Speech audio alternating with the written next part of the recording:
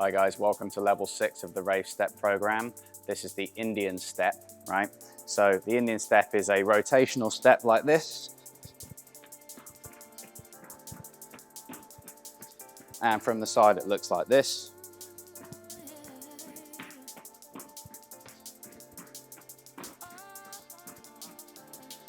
Okay, so the main reason to learn the Indian step, the reason why I added it to the program is because it's a really good way to add variety, but also to transfer between different steps. Any breakdancers watching this, you'll probably realize there's like a little part missing because breakdancers tend to do a very specific step out and then they tend to bring it back in again like this. But we're gonna keep it kind of basic and we're just gonna say that we're gonna get the rotation, get the leg crossing over and then bring one leg up, come back to a natural stance here, step up, step back, step up, step back. So it's just a slightly kind of modified Indian step. So as you can see, it's a little bit easier. There's not really any kind of midline. We've only got the back line and the front line, and it's gonna cross over. So we've got flat foot there, going on to toes, and then up and twist. So if you remember from the other videos, up is like floating up in the air like this, and it's rotated.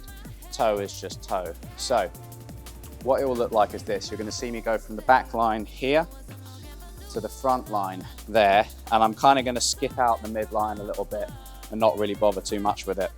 So I'm gonna stand with both feet to the side. I'm gonna step across onto the toes. You're gonna see I'm rotated, and I'm gonna kick out here, and then I'm gonna step onto the midline here, and then cross over here. So at the moment, you can see I'm kind of doing it flat-footed, but that can be how you kind of practice. Once you get the momentum in, then you can kind of step onto the toe and then toes again. Okay, so all we're gonna do is start getting that feeling a little bit more natural. And then you can see, if you've got the 3 lines on the floor, I'm just avoiding the midline completely.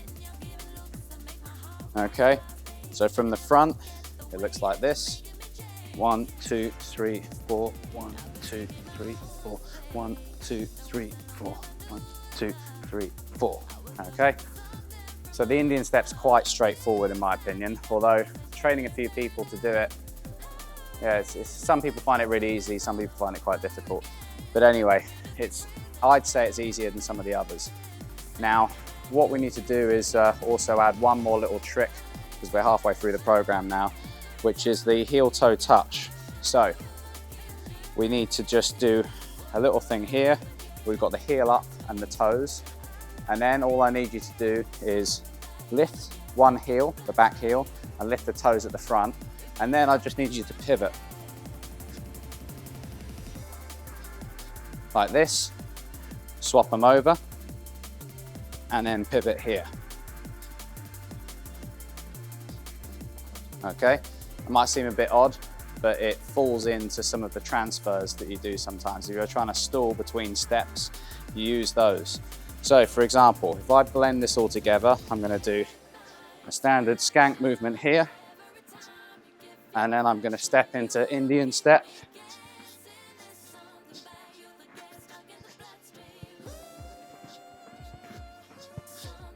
And one more time. And you can see when this foot goes forward, I can flip into an Indian step.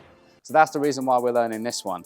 Now, on the other hand, if we're looking at this little toe touch bit here, we've got a basic level 1 DnB skank here.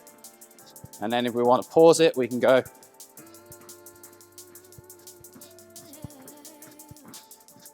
heel toe, Indian step, Indian step, heel toe,